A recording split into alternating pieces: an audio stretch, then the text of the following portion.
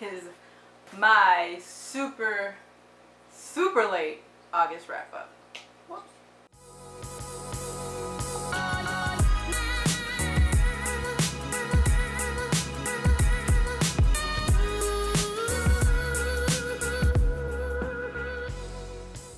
Alright, so in the month of August, I completed 13 books. I, surprisingly, did not have any 1-star reads. I also didn't have any 2-star reads. So we're going to start off with, I had 2 3-star reads, 2 4-star reads, and 8 5-star reads. So it didn't overall sound like a bad month. Also, these were the books that kind of crossed over from Booktubeathon, so those will be peppered in here as well. Firstly, out of the 3-star reads, I have Six Gun Snow White by Catherine M. Valente. This is another book. This is one of the books that I read for Booktubeathon. It is a Snow White retelling in which Snow White is, and I quote, half crow, half son of a bitch, who is the daughter of I think some kind of like mining bigwig. And the story is really good. She's supposed to be kind of like a cowgirl a little bit. It's got a little bit of a Wild Wild West feel to it. But the storytelling in this one gets a little odd. What drew me to it was that like the cover art is by Charlie Bowater, and it is also illustrated on the inside by Charlie Bowater. So I thought that was pretty cool. And for this to be like a short story, it took me a long time to read. And then the ending, it just got odd. So it kind of has like this mythical type feel to the writing, like how some stories try to do when they write about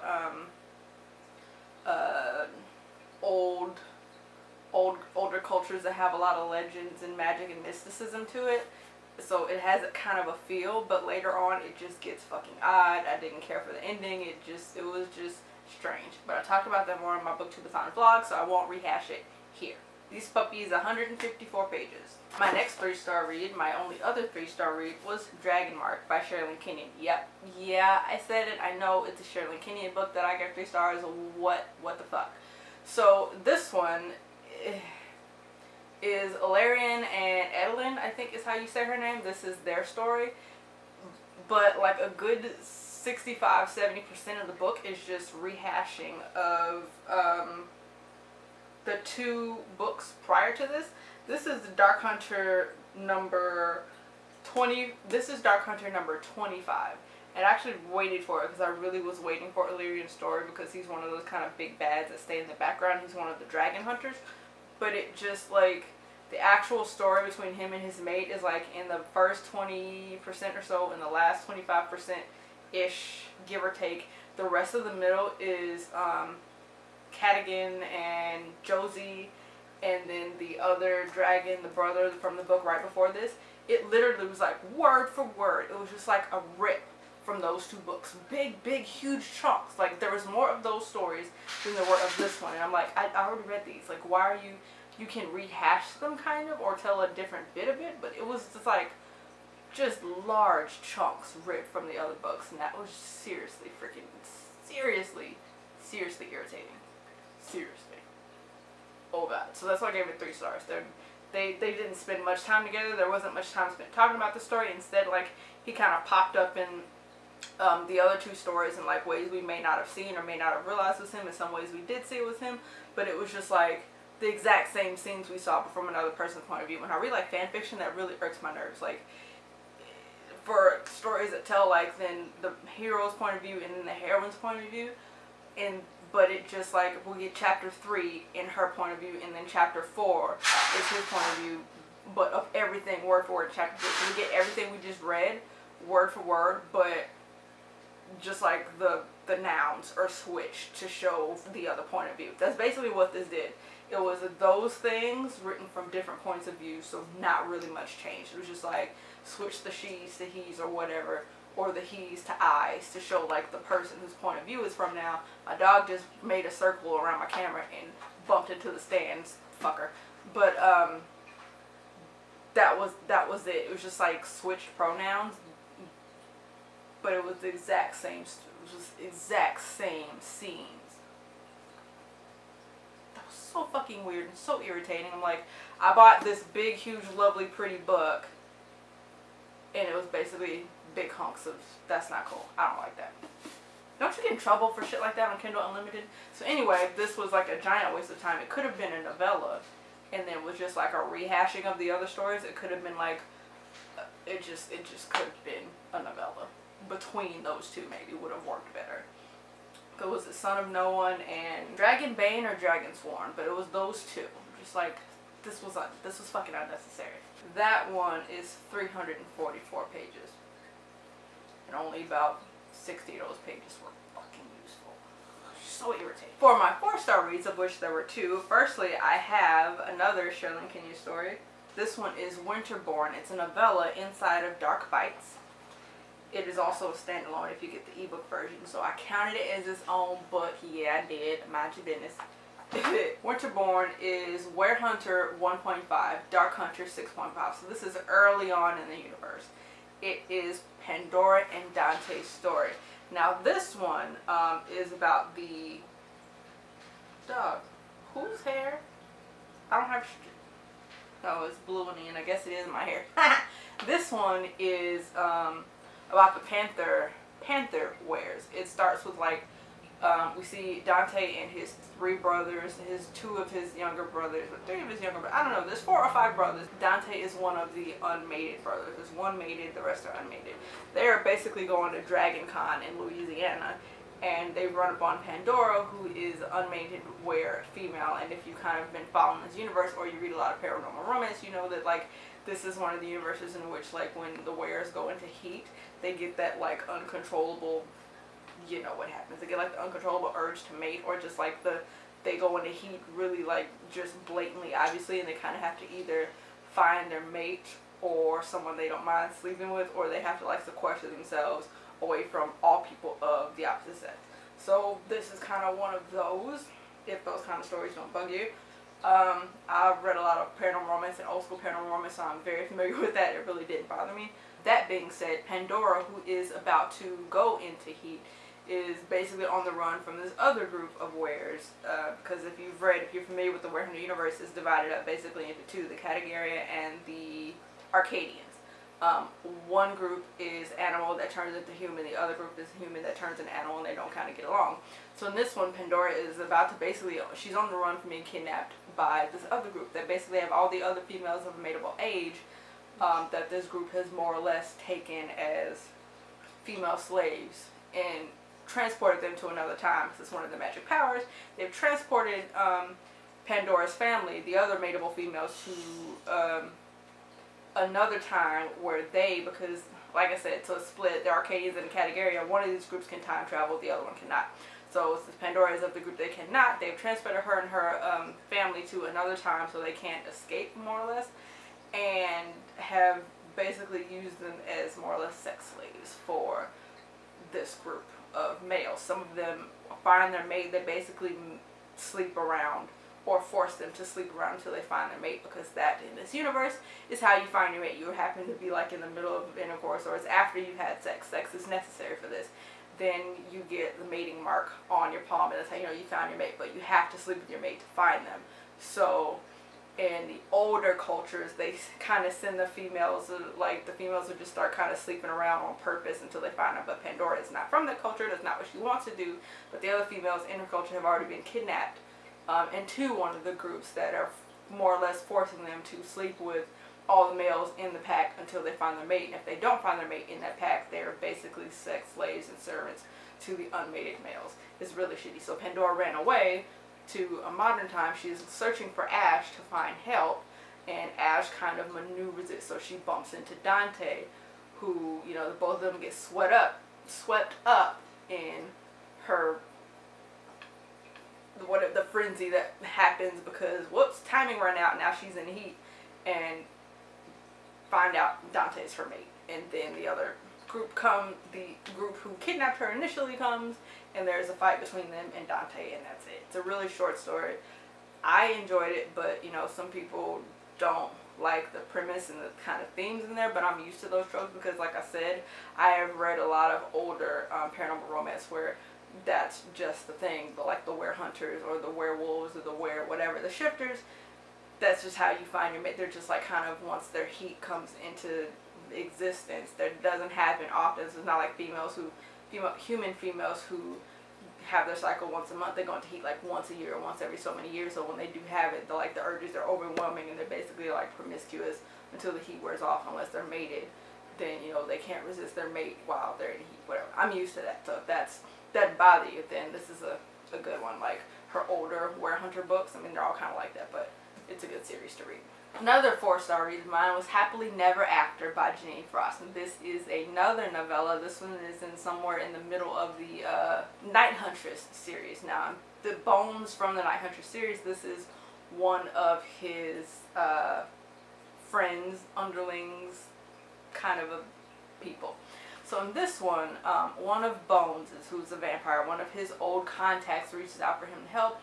Bones a little bit busy at the time trying to find Kat. If you read the Night Hunter series, you kind of know where that's. It's in like the book 1 going into 2 or 2 going into 3. Basically, they're split up, and he's searching for her. So he's busy with that. So he sends Chance. Now, this contact of Bones is a woman that he used to know, like in the early 1800s and 1900s, who used to be one of his women. And she left him when she found a human man that she wanted, so she allowed herself to finally age, and now she's grown old. So her granddaughter got herself in a little bit of trouble with the mob, and doesn't know that her grandmother knows about it. But not only does her grandmother know, but her grandmother went to a vampire to get her out of it, and the vampire sends another vampire, Chance. So Isabella, the granddaughter in question, has basically been forced into an arranged engagement, so to speak.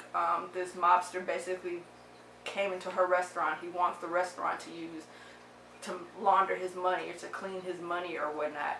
So in addition to that, Isabella's brother has done something to piss off the brother. So as payment, the brother is going to force Isabella to be his wife, and he's going to use her money to her restaurant to launder his money. Now, the brother in question, can't nobody find his ass. Isabella knows it's basically his fault, but she's trying to buy him time, so she plays along. And the grandmother has sent a vampire who steps in the middle and makes a giant mess of it. The mobsters don't appreciate him making eyes at his woman, so they have killed him, assassinated him a couple of times, and he scares the piss out of them by, you know, they gave him cement shoes, and he pops up back in the restaurant the next day like, what's up, y'all? And they just get freaked the fuck out. It's a cute little novella, cute little romance.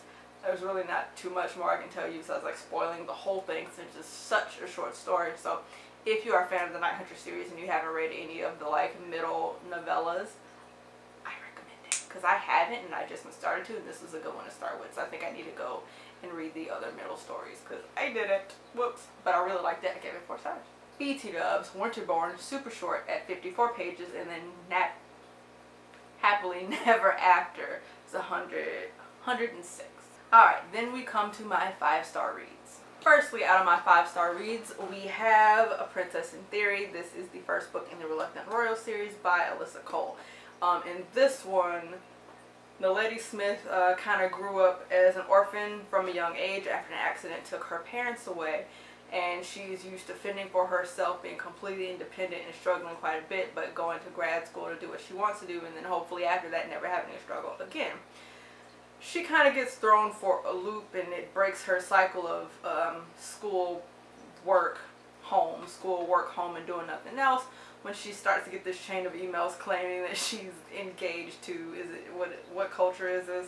Thessalo. So the Thessalonian prince is basically a person who claims to be like the head attaché, so to speak, for this Thessalonian prince, is emailing her claiming that she's engaged to him, and she's like, yeah, right, fuck off. They just keep emailing her, until finally she emails them and tells them, yo, fuck off.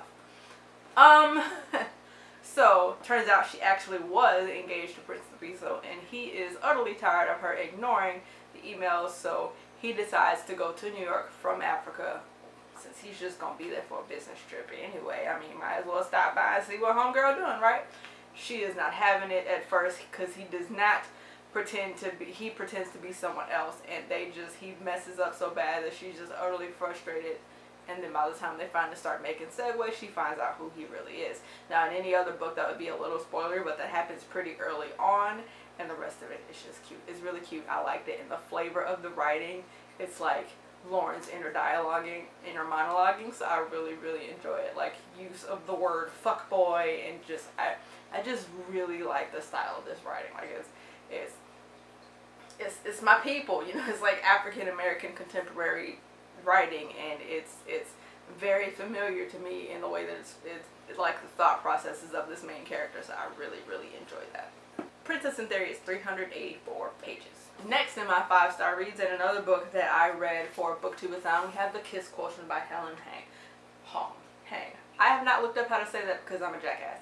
Anywho, this book is fucking fabulous. I got it in Audible and then listened to it at work, and I was in the bedroom, and you know, I read faster than Audible goes, even if I speed Audible up to 1.5 times or 2 times. So I always end up, like, if the book's really good, getting frustrated with Audible and then going to buy the book. I actually left work on my lunch break, went like 10 miles away to the Barnes & Noble, came back, and then finished reading this, you know, while I was in the bedroom.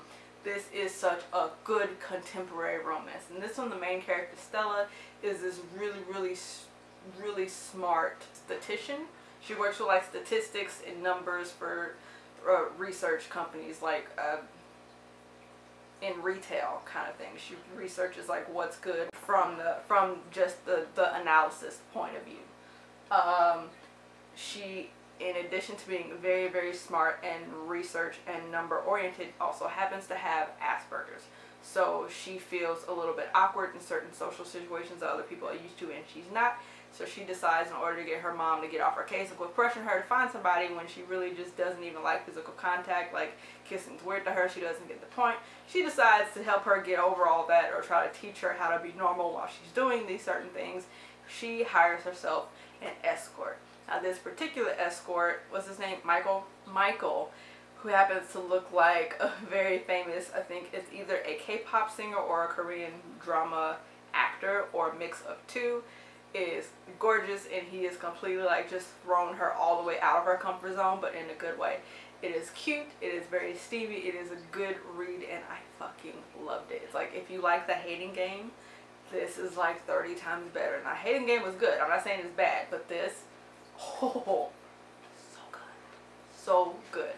This book is 336 pages. Now, I don't want to tell you too much about this one, because just, like, the joy in this one is, like, being surprised by certain aspects of, like, the characters that I didn't expect, and I didn't expect it to be, like, steamy, and it's steamy in a good way, even though it caught me off guard. I was like, oh, whoops, because I was listening to an audiobook in the report room, and then things were said, and I was like, oh, I didn't expect that, and then, of course, it was as the other nurses were walking in. Oh, whoops. But yeah, definitely don't sleep on this one. Very good. Like, I raved about it, like, live tweeting as I was reading it at work. Totally wouldn't do my job at all, but whoops. Alright, then I have Magic Finds as a standalone, but I was given an e-arc for Magic Triumphs, the 10th book in the Kate Daniels series by Alona Andrews. Now, y'all know I love me some Kate Daniels. I did not want it to end, but thankfully it was not a sucky ending. In this book, Kate and Curran, shit, I don't know how much to tell y'all because y'all haven't. So, funny thing happened, right? My battery died, and while I was waiting for it to charge, I somehow found myself at a bar. True story. You've been warned. Guess I should take these off. I can't. Whatever. What the hell of it. So anyway, what was I talking about? Magic Triumphs. So I was wondering, pontificating is probably something totally different. That's fornicating. What the fuck ever. I was wondering how much about it I should tell you guys, but I really can't tell you anything about it without spoiling everybody for the entire Magic Kate Daniels series. So I probably should not be drinking this. It's frozen, mother. I will film a separate video for Magic Triumphs because I can't tell you anything about it without spoiling literally everybody for everything who has not read the Kate Daniels series. So get back to me in that video. Magic Triumphs was 327 stars.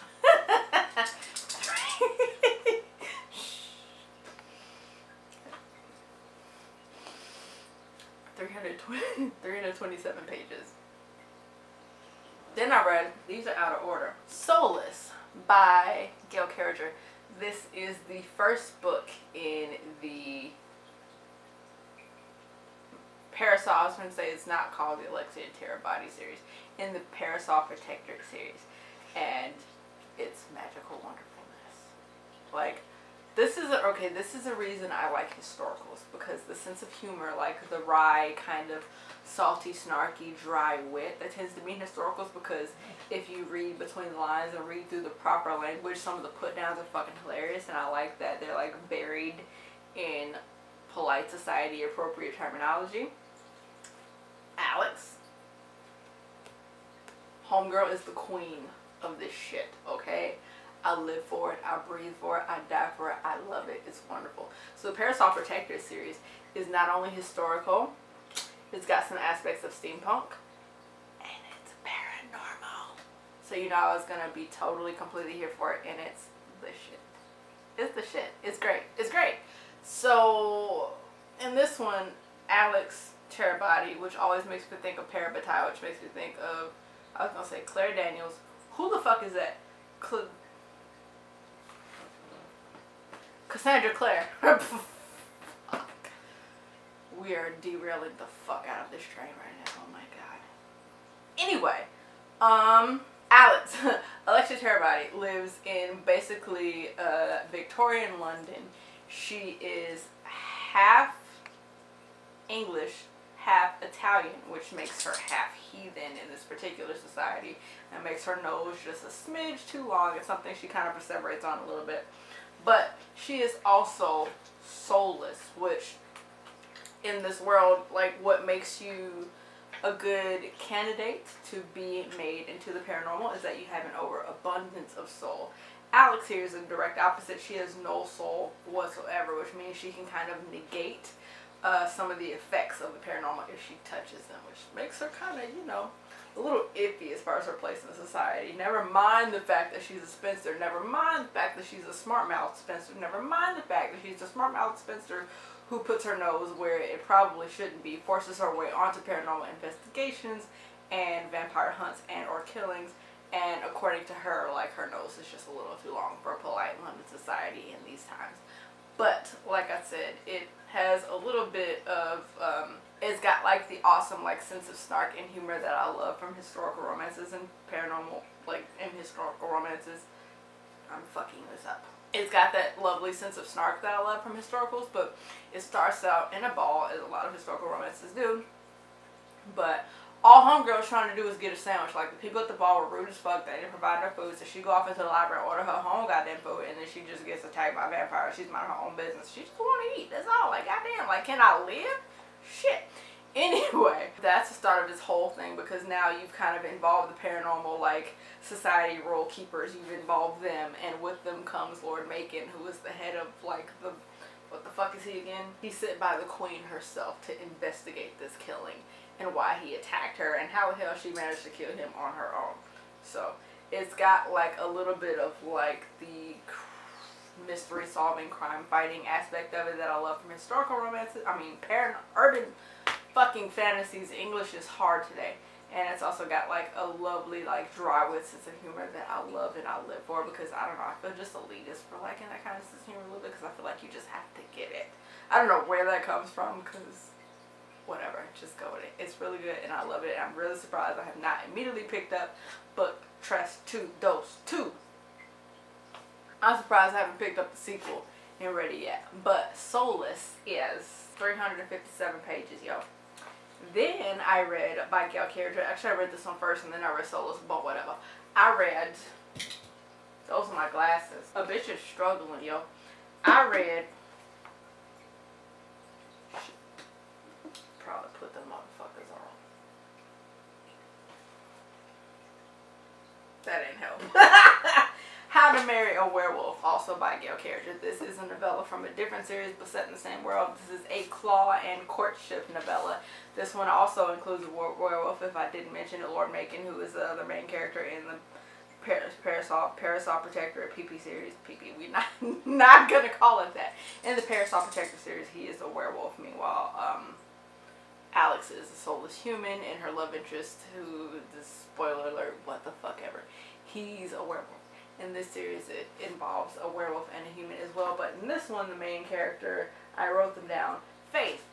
Faith is sent to London from America by her very hoity-toity, highfalutin ass family, who is kind of like putting on airs, and they believe themselves to be better and above what they actually are. Now, they do have money. However, what happens is that they're not as open to the paranormal as London society is. So Faith has kind of got herself in a wee bit of trouble by kind of involving herself with the werewolf, and the werewolf has purposefully ruined her and put it out in polite society. And Faith would have gotten away with it if she would have cried assault, but she did not, because that's not what happened, even though her family urged her to do so. And everybody, since they are not paranormal friendly in the US, they would have taken her side, but she chose the truth over, you know, her own ruination. So she was ruined, and her family, so I beg your pardon, sir, I'm filming, thank you. Her family is so hacked off about it that they decided for her punishment they're going to send her off via blimp thing, dirigible. Yeah, they're going to send her off via dirigible to London, where they're more open, and it's like, she needs a paranormal husband. Don't even let her find a well-to-do human. Let her have one of those animals that she loves so much. But it actually turns out like she kind of set her sights on Major Channing, who is the leader of said paranormal soldier type force thing from, I mentioned half-assedly in the Parasol Protector little fucked up review thing that I just gave y'all. And he is suspicious of her from RIP. He's on his own little investigation, and he thinks that she's like smuggling some kind of like extracurricular bullets or some fucking, I don't know, paranormal dangerous thing. And she's a geologist. It's like, it's just rocks in here. Like, why are you fucking with me? It's just rocks, bitch. Look, it's rocks. Like, damn. But despite what the other one, like, they start to kind of fall for each other a little bit. He kind of fits her curriculum. Like, the requirements, like her parents said to find a paranormal husband, he's got to be a werewolf, because they are the most maligned in the U.S. This is the worst you can do. This is what you deserve. Find her a werewolf. This is what they told the family she went to stay with. Find a werewolf. Don't let her get nothing else. She needs a werewolf. So they try to set her up with one. Major Channing is the only one. Yes, that's his name. Channing. Major Channing is the only one who kind of catches her eye. And then because he is an alpha of sorts, he gets in the way of everybody else. No, he's a beta. Whatever the fuck. Because he is high ranking, he kind of steps in and keeps her from making good progress with any other werewolf, even though he claims he doesn't want her, but by now we all know that's bullshit. Anyway, it's a really cute novella, and her mother, her family in general, is a real piece of work. And when he like steps up and finally admits his feelings, and just, oh god, it's the best. It's the best. It's the best. I actually like this novella more than I like Soulless, because it was just so fucking cute. I like it. I love it. Just, so read it. Okay, thank you. Of course I gave it 5 stars, and what the fuck is it called? How to Marry a Werewolf is 196 pages. Then I read, and we're going to go over all of these together, because I am not going to review these one by one, because after the first one it would just be spoilers, and also one of them is book club books, so I can't talk about them anyway. I'll talk about them in my August book club thing, which I will probably combine with my September book club thing, because that's how trifling I am. I didn't read the August book, the other August book in fucking August, but whatever. Where was I going with this? What's this fucker's name?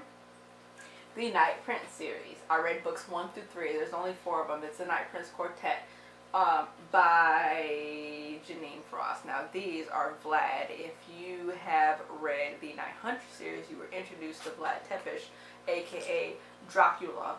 This is his like kind of separate romance story thing going on, but to get like a feel for how amazing it is for him to have this romance, you kind of have got to read about him in the Night Hunter series. You gotta read that series and get to this. You can read this separate, but you have more of an appreciation for Vlad if you read the Night Hunter series first. I don't really want to get into this one on here because I am going to do this in my book club live show, but yeah, I binged the first 3.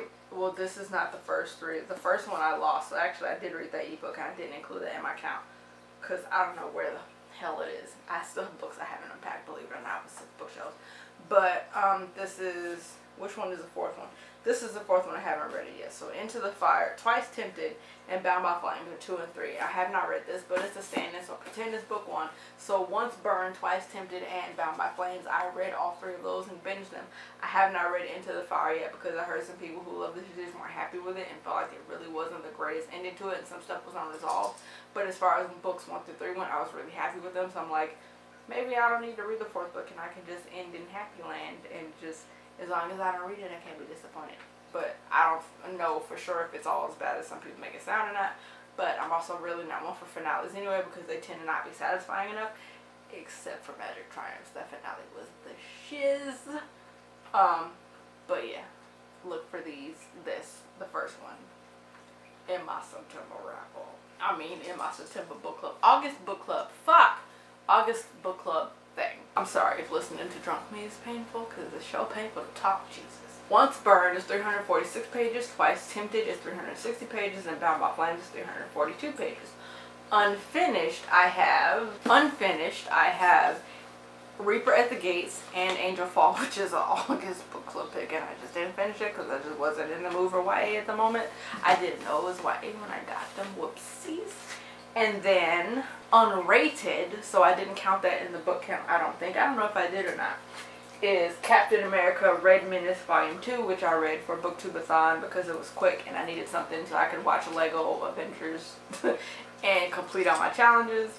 And I just was not in the mood at the time for racial themed and racism fueled, you know.